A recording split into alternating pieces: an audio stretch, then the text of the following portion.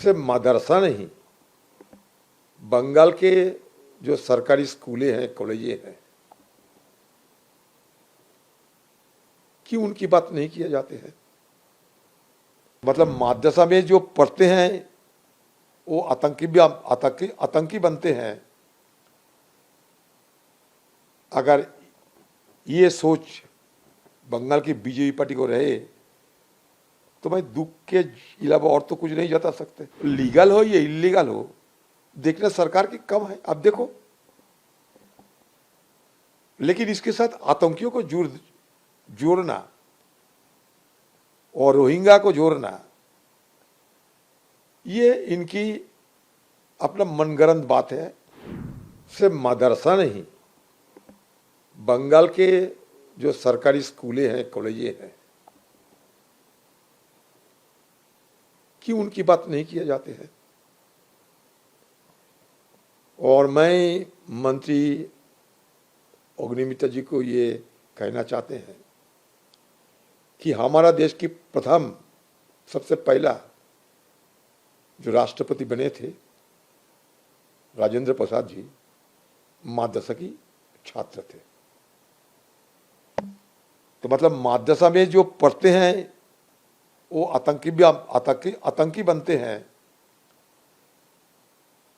अगर ये सोच बंगाल की बीजेपी पार्टी को रहे तो भाई दुख के अलावा और तो कुछ नहीं जता सकते।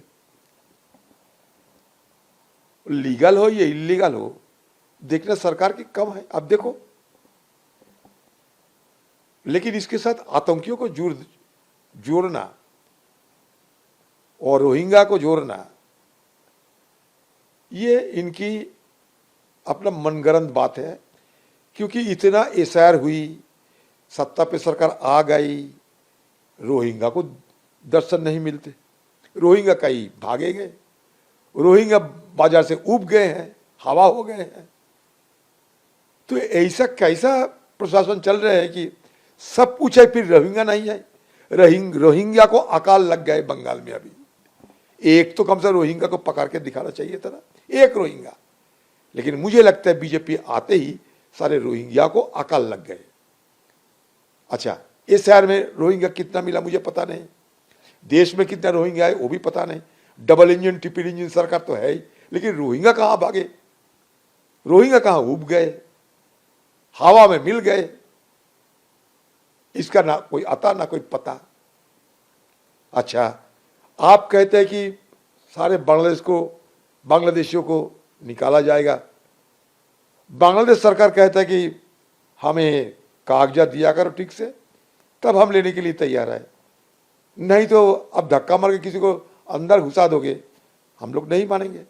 तो अब बताओ कि बांग्लादेश सरकार के साथ वार्ता हुई क्या,